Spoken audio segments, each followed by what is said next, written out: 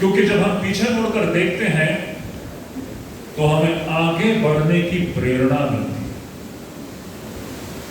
देखिए 1947 में भारत की क्या परिस्थिति थी, आप सभी लोग जानते हैं। इतिहास में भारत को कैसा प्रस्तुत किया गया। भारत को सोने की चिड़िया कहते थे, विश्व के सबसे समृद्ध राष्ट्र ये भारत रह चुकी है। यह ऐसा जो विश्व का सबसे समृद्ध राष्ट्र 1947 में विश्व का सबसे गरीब राष्ट्रों में से एक बन चुका था। विशेष करके पिछले 1000 साल के इतिहास के कारण थोड़ा सा हम लोग को इतिहास की ओर दृष्टिक्षेप करना पड़ेगा, यह समझने के लिए कि आज हम लोग कहां पहुंचे हुए हैं और हमें किस ओर आगे बढ़ना। 1000 वर्ष पहले तक भारत की जो स्थिति थी पूरे विश्व में, वो एक विश्व गुरु की स्थिति थी। लेकिन पिछले 1000 वर्षों में विशेष करके ये जो विदेशियों का जो आक्रमण जब से शुरू हुआ, वहां से शुरू करके हम देखते हैं इस्लाम का जो आक्रमण इस देश के ऊपर हुआ, हमारी संस्कृति, हमारी सभ्यता को नष्ट करने का जो प्रयास उनके तरफ से चलता रहा। फिर अंग्रेज आए, अंग्रेज ने हम पर शासन किया, अंग्रेज ने हम पर इतना शोषण किया कि अंत में जब अंग्रेज इस देश को छोड़ करके गए तो भारतवर्ष जो एक समय सबसे समृद्ध राष्ट्र था, वो सबसे गरीब राष्ट्र बन चुका था 1947 में। हमारे पास कुछ भी नहीं था उस वक्त। ये रोंगटे खड़े कर देते हैं ये सोच करके कि 1947 के बाद कुछ दशकों तक हम भारतवासियों को उधार लेकर के भोजन की व्यवस्था करनी पड़ रही थी। हम विदेशों से अन्न इंपोर्ट कर रहे थे, विदेशों से उधार लेकर के हम खाद्य पदार्थ को हम लोग इंपोर्ट कर रहे थे। मैं 1947 के पश्चात कुछ दशकों की बात कर रहा हूं। यह भारत की परिस्थिति थी। अत्यंत ही गरीब राष्ट्र था भारत उस वक्त। वहां से शुरू करके आज भारत की परिस्थिति को देखिए मेरे बच्चों, हम लोग कहां पहुंचे हुए हैं। आज भारत वह देश है जो कि दूसरे देशों को अन्न प्रदान करती है।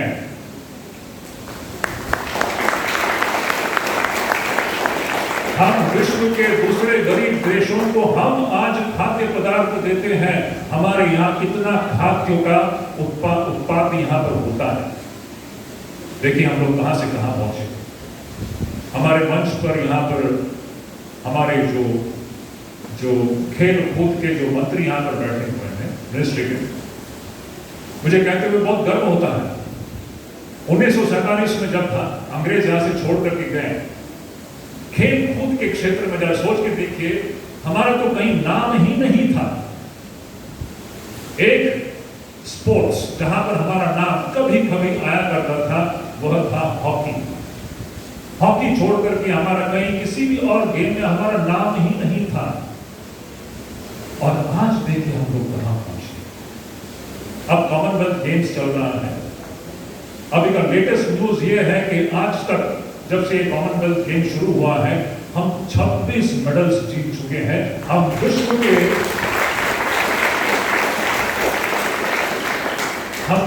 के 5वें नंबर पर हैं।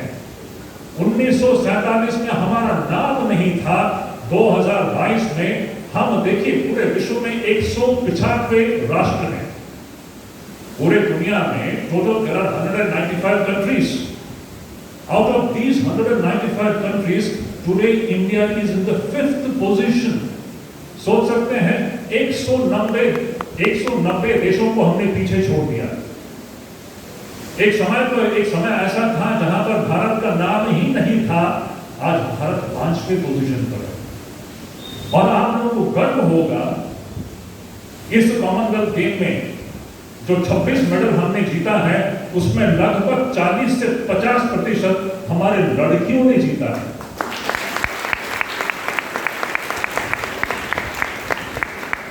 भारत की लड़कियां वेट लिफ्टिंग कर रही हैं, भारत की लड़कियां कुश्ती लड़ रही हैं। सोच सकते हैं 1947 में क्या था और आज भारत के हमारे बच्चे क्या कर रहे हैं। ये आधुनिक भारत है। अब सिर्फ खेल कूद की बात नहीं है, आज कोई भी ऐसा सामाजिक जीवन का कोई क्षेत्र नहीं है जहां पर भारत अपना छाप नहीं छोड़ रहा। एक और उदाहरण लीजिए, स्पेस साइंस की बात कर लीजिए। 1947 में क्या था हमारे पास? वही अत्यंत ही गरीब राष्ट्र था, हमारे पास कुछ था ही नहीं। साइंस एंड टेक्नोलॉजी कहने के लिए कुछ था ही नहीं। वहां से शुरू होकर के आज अंतरिक्ष विज्ञान के क्षेत्र में बच्चों, भारत आज विश्व के बड़े बड़े राष्ट्रों के साथ कंधे से कंधा मिलाकर के चल रहा है। आप लोगों को आश्चर्य होगा, 3 साल पहले की बात है, हमारे अंतरिक्ष वैज्ञानिकों ने एक रॉकेट को छोड़ा जिसने 104 सैटेलाइट्स अंतरिक्ष में प्रक्षेपित किया। ये वर्ल्ड रिकॉर्ड हो गया। वर्ल्ड के बड़े बड़े राष्ट्रों ने ये काम नहीं किया जो भारत करके दिखाया। सोच के देखिए हम लोग कहां से कहां पहुंचे हुए हैं। 1947 में हमारी क्या दशा थी और आज भारत क्या कर रहा है। सॉफ्टवेयर टेक्नोलॉजी को आप ले लीजिए, क्या है ये सॉफ्टवेयर इंडस्ट्री। आज के जितने भी बड़े बड़े सॉफ्टवेयर कंपनीज हैं, आईटी कंपनीज हैं अमेरिका में, गूगल है, माइक्रोसॉफ्ट है, ट्विटर है, फेसबुक है, व्हाट्सएप है, क्या क्या है, इनके सब जितने चीफ एग्जीक्यूटिव ऑफिसर्स हैं वो सब के सब ज्यादा से ज्यादा भारतीय हैं।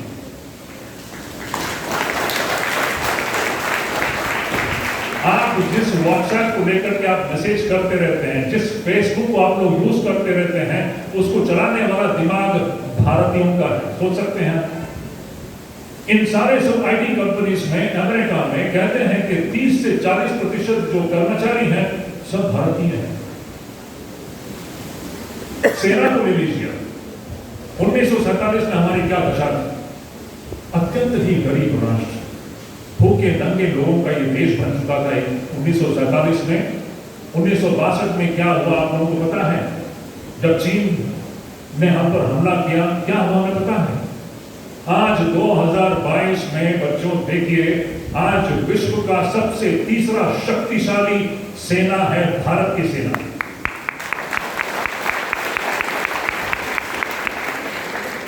आज चीन भी हमसे डरती है। ये 1962 वाला इंडिया नहीं है, ये आधुनिक इंडिया है, भारत।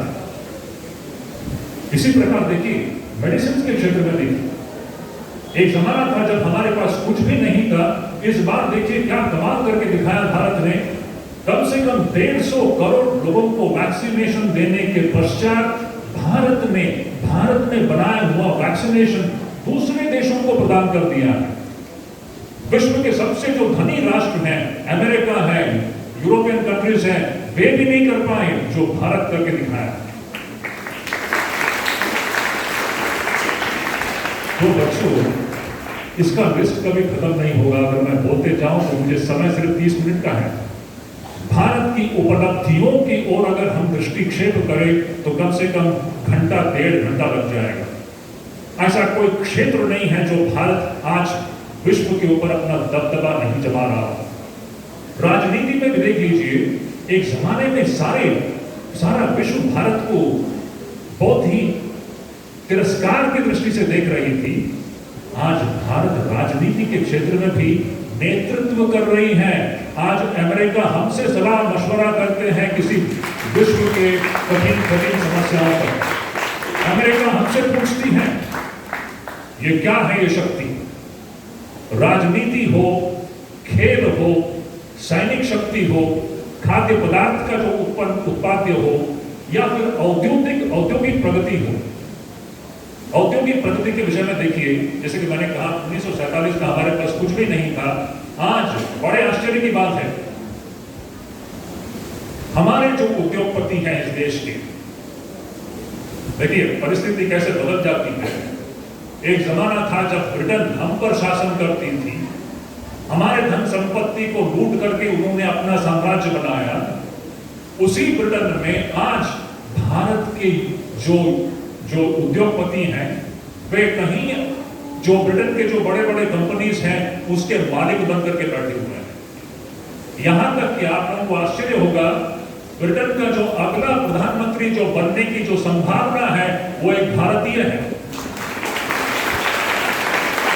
सोच सकते हैं, एक जमाने में जो हम पर शासन करते थे, आज हमारा व्यक्ति उसका प्रधानमंत्री बनने की संभावना है। पासा पलट गया है। अब देखिए इसका स्वामी विवेकानंद के साथ क्या संबंध है, थोड़ा सोच के देखिए। हम लोग थोड़ा सा पीछे चले जाते हैं, 1947 से थोड़ा सा और पीछे चले जाते हैं। स्वामी विवेकानंद के समय में क्या था? 1890 की बात है। आप लोग स्वामी जी की जीवनी को अगर पढ़े हो तो आपको पता होगा, स्वामी जी पूरे भारतवर्ष का परिभ्रमण करते हैं। परिभ्रमण करने के बाद आप लोगों को पता होगा, आज जो विवेकानंद रॉक के नाम से जो प्रसिद्ध है, उस शिलाखंड के ऊपर जाकर वो बैठते हैं, कन्याकुमारी में।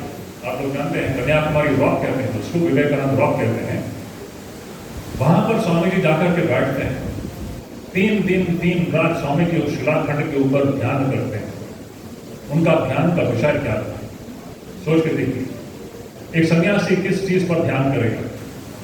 एक सन्यासी जो है वो तो प्रभु परमेश्वर परमात्मा पर ध्यान करेगा।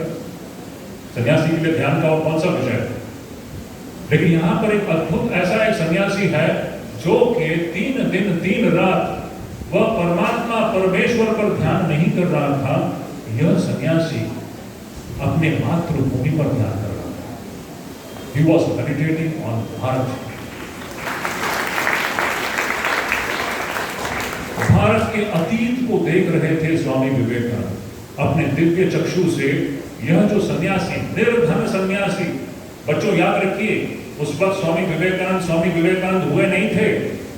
वह बिल्कुल एक लाचार, निर्धन, आपके और मेरे तरह एक साधारण व्यक्ति थे, लेकिन उनके सीने में एक आग धधक रही थी, एक ज्वालामुखी धधक रही थी, जो कि सिर्फ फटने की देरी थी।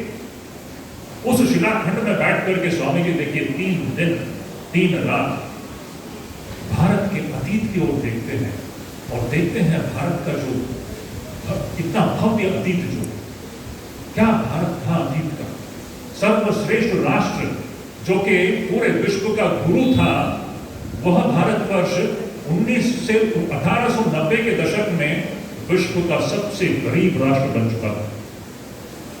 1890 में आपको बताता हूं, उस वक्त हमारे देश की जो संख्या थी, जनसंख्या थी 30 करोड़ थी 1890 में।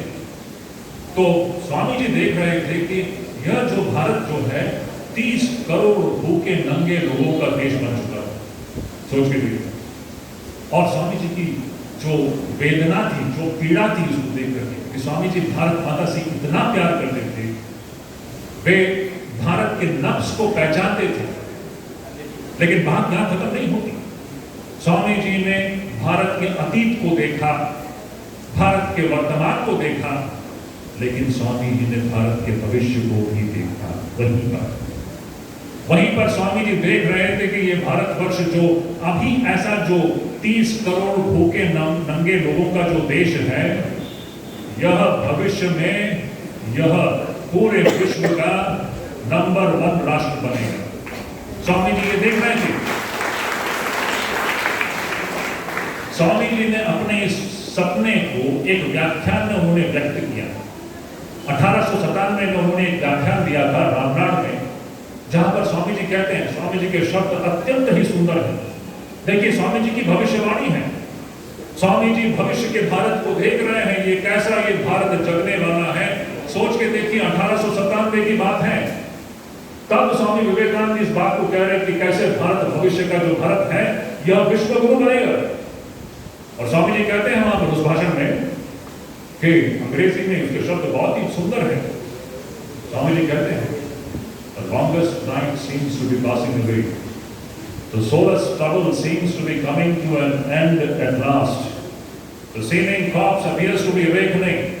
India, this motherland of ours, is awakening from a deep, long slumber. Never again is she going to sleep anymore. None can resist her anymore.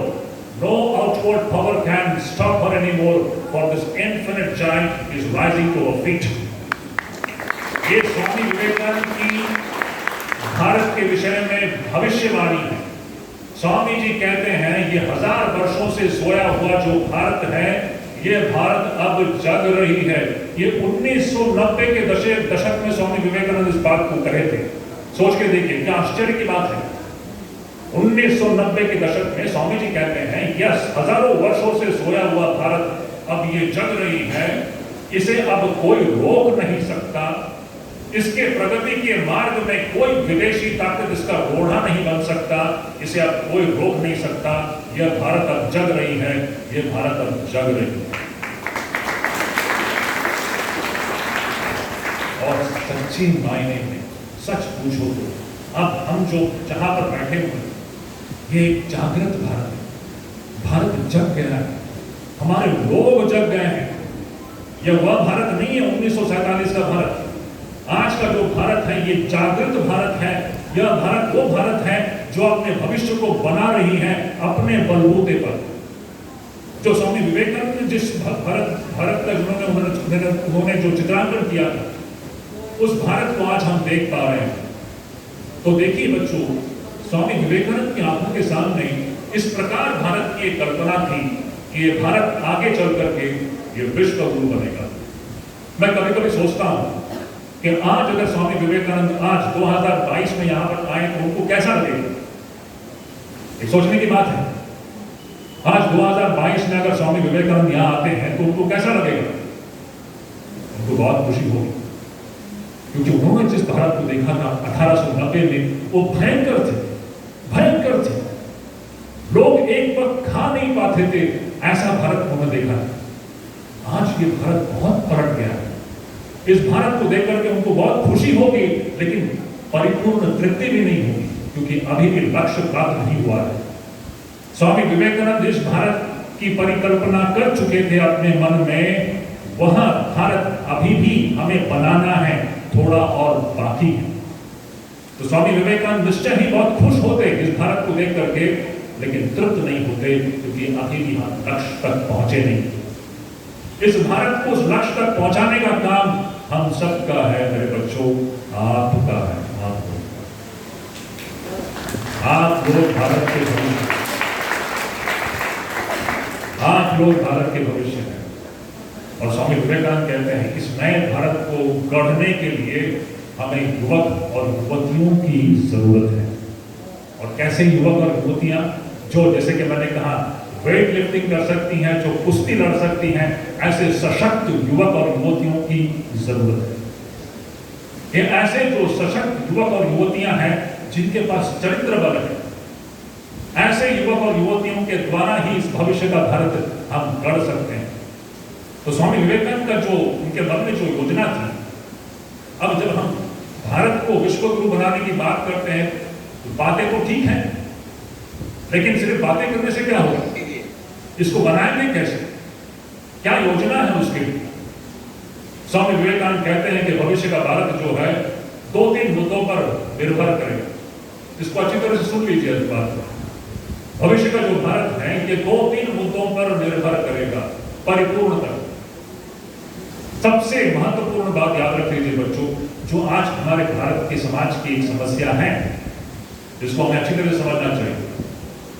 Swami Vivekananda कहते हैं अगर भारत को हमें श्रेष्ठ बनाना है, आज जो भारत की जो जनसंख्या है 120 करोड़ देखिए, 140 करोड़ देखिए, ये 130-140 करोड़ जो लोग हैं, हमें संगठित होना होगा। स्वामी विवेकानंद कह रहे हैं हमें संगठित होना होगा।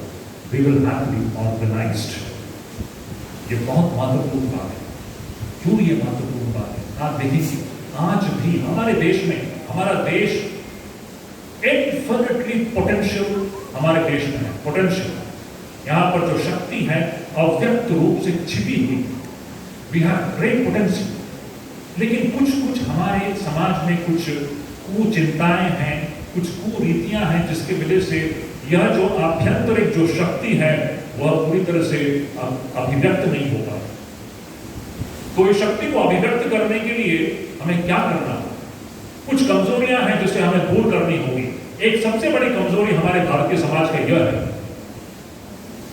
आज भी हमारा जो समाज है ये जात पात के नाम पर बटी हुई है।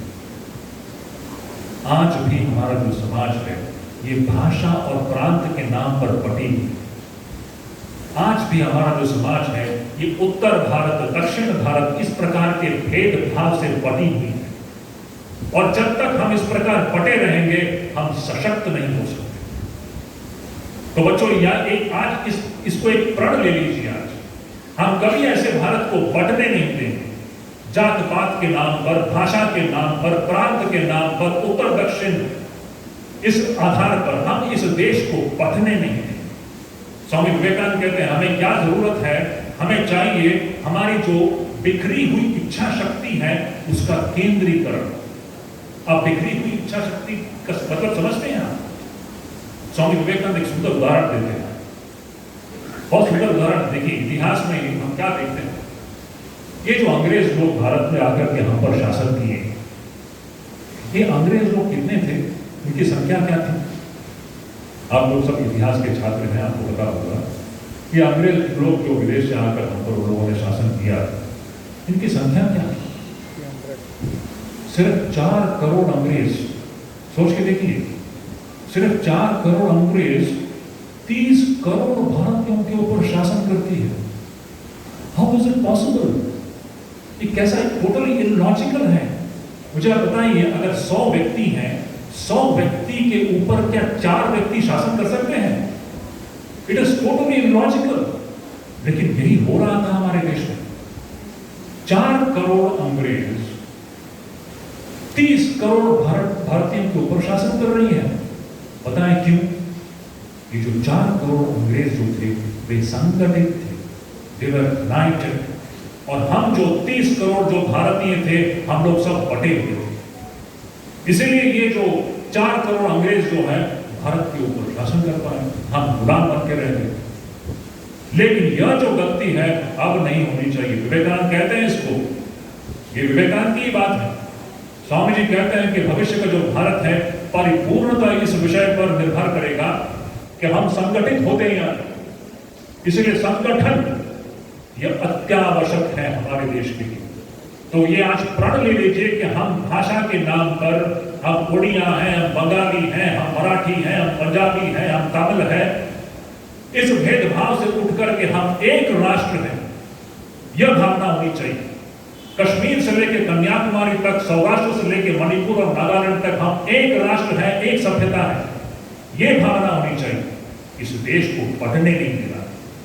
सोच के देखिए, अगर 130 करोड़ लोगों की अगर इच्छा शक्ति की दिशा अगर एक हो जाए तो कितना बड़ा महाशक्ति बनेगा ये देश। स्वामी विवेकानंद कहते हैं भविष्य का जो भारत है परिपूर्णता इस पर निर्भर करता है, हम कितना संगठित होते हैं। तो आज हमें यह, आप लोग यहां से जब जाएंगे इस बात पर विशेष करके आप सोचिए। आप लोग तो भविष्य के भारत है, मैं आप लोगों के आंखों में वो चमक देख रहा हूं और मुझे विश्वास भी बिल्कुल हो रहा है कि मुझे ऐसा लगता है कि भविष्य का जो भारत है ये बिल्कुल सुरक्षित हाथों में है, क्योंकि आप लोग इस देश को बढ़ने नहीं देंगे। मुझे पता है आप जान दे देंगे लेकिन इस देश को और बढ़ने नहीं देंगे। एक बार बढ़ गया, बढ़ा के नहीं, और उसका दाम हम आज भी चुका रहे हैं। तो इस प्रकार स्वामी विवेकानंद कहते हैं कि इस देश को अगर महान बनाना हो तो हमें संगठित होना होगा, हमारी इच्छा शक्तियों को केंद्रीभूत करना होगा, हमें शक्ति का संग्रह करना होगा।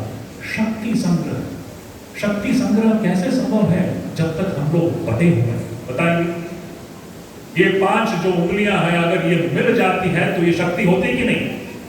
लेकिन ये 5 उंगलियां अगर अलग अलग है तो इसमें शक्ति है। उसी प्रकार ये जो पूरा भारतवर्ष जो है 130 करोड़ लोग अगर हम लोग संगठित होते हैं तो विश्व की कोई ताकत नहीं है जो भारत को विश्व गुरु बनाने के लिए रोक सके। इस भावना से हमें काम करना होगा। और एक महत्वपूर्ण मुद्दा है, उसको भी कहकर के मैं अपने इस वाणी में यहां पर विराम दे दूंगा। स्वामी विवेकानंद कहते हैं, देखिए हम भारत को गढ़ने की बात करते हैं, एक महान भारत बनाना है, लेकिन बनाएंगे कैसे और कौन बनाएगा? ऐसे ही देश नहीं बनता। ये जो देश जो है, ये राष्ट्र जो है, नागरिकों से बनता है, और नागरिकों का जो चरित्र है यह उसमें अत्यंत ही महत्वपूर्ण है। जब तक हमारे जो नागरिक हैं, जब तक हम सभी लोग हम हमारा चरित्र को गठित नहीं करेंगे, तब तक राष्ट्र गठित नहीं। इसलिए हमें ऐसे व्यक्ति बनना है हमारे समाज में, अगर बहुत ही सरल भाषा में हो, जो कि सत्य और धर्म के रास्ते पर चलता हो और जिसका जीवन जो है राष्ट्र के लिए समर्पित है, समाज के कल्याण के लिए समर्पित है। ऐसा अगर हमारा जीवन हो तो ये राष्ट्र जरूर एक दिन महान राष्ट्र बनेगा। स्वामी विवेकानंद मैसूर के महाराजा को एक चिट्ठी लिखते हैं। मुझे ये बात याद आ रही। मैसूर के महाराजा थे और स्वामी विवेकानंद तो सिर्फ एक निर्धन सन्यासी हैं। स्वामी जी इस मैसूर के महाराजा को लिखते हैं और कहते हैं, वो तो महाराजा हैं, बहुत पैसे वाले हैं, और उनको याद दिलाते हैं। बहुत सुंदर शब्द है, इसको आप बिल्कुल अपने हृदय में इसको अंकित कर लीजिएगा। हर रोज इसके बारे में सोचिएगा, आपको किस दिशा में आगे बढ़ना है, इसकी प्रेरणा इस उद्धृति से आपको मिलेगी। स्वामी विवेकानंद कहते हैं, they alone live who live for others, rest are more dead than alive. ये स्वामी विवेकानंद के शब्द हैं। This life is short, the vanities of this world are transient. They alone live who live for others, rest are more dead than alive. क्या सुंदर शब्द। ये जीवन स्वामी विवेकानंद कहते हैं, उसका मतलब हिंदी में यह है कि दिस लाइफ इज शॉर्ट। मेरे बच्चों, आज आप बच्चे हैं, यह जीवन खत्म होने में समय नहीं लगता, ऐसा खत्म हो जाएगा सब, देखते देखते सब खत्म हो जाएगा। This life is short. ऐसा मत सोचिए कि ये बहुत लंबी जिंदगी है, ऐसी बात नहीं है, कुछ क्षणिक है, ऐसा खत्म हो जाएगा। This life is short and the vanities of this world are transient. आप जो ये झगमग करता हुआ ये जो नजारा आप लोग देख रहे हैं, इससे आप बह मत जाइए, इसके मोह में मत पड़िए। The vanities of this world are transient। आप जो देख रहे हैं ये सब नश्वर है, क्षणभंगुर है, सिर्फ 2 मिनटों के लिए है, बस इसके जाल में मत फंसिएगा। The life is short and the vanities of this world are transient। तो हमें करना क्या है? They alone live who live for others। वही सही मायने में जीवित है जो दूसरों के लिए जीता है। They alone live who live for others, rest are more dead than alive। जो अपने स्वार्थ के लिए जीता है, अपने सुख भोग और विलासिता के लिए जीता है, बहुत एक वृद्ध व्यक्ति के समान। तो यह हमारे लिए बहुत ही प्रेरणादायी ऐसा एक विचार है स्वामी विवेकानंद से।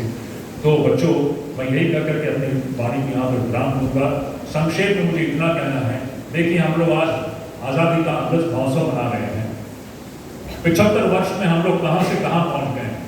स्वामी विवेकानंद के समय का भारत, 1947 का भारत और 2022 का भारत, हम बहुत ही लंबा सफर हम तय कर चुके हैं, लेकिन अभी भी लक्ष्य दूर है। लक्ष्य को हमें प्राप्त करना है। मुझे ऐसा लगता है कि पिछले 75 वर्षों में हमने जिस फासले को तय किया, उसी फासले को हमें तय करना है, लेकिन उसके लिए हमें 75 वर्ष लगाने की जरूरत नहीं है। पिछले 75 वर्षों में हमने जिस डिस्टेंस को हमने कवर किया है, आने वाले 15 वर्षों के अंदर उस डिस्टेंस को हमें कवर करना है। अगर 1947 से लेकर 2022 तक हमने ये सारी उपलब्धियां प्राप्त की हैं, अगले 15 या 20 वर्षों में हमें विश्व गुरु बनकर दिखाना है। ये हो सकता है, बिल्कुल हो सकता है, क्योंकि उतना पोटेंशियल है इस देश में। मैं जहां भी जाता हूं, हम जब अपने युवक और युवतियों को जब देखता हूं, मैं देखता हूं कि ये तो बिल्कुल ही संभव है, बिल्कुल हो सकता है। लेकिन हमारे युवक और युवतियों को स्वामी जी के बताए हुए पथ पर चलना यह बहुत ही जरूरी है। तो बच्चों, मैं ईश्वर से यही प्रार्थना करता हूं कि आप लोग यह जो महान राष्ट्र है भारत, जो हमारे लिए माता समान है, इस मातृभूमि को अपने उस गौरवशाली आसन पर बिठा करके ही हम दम लेंगे।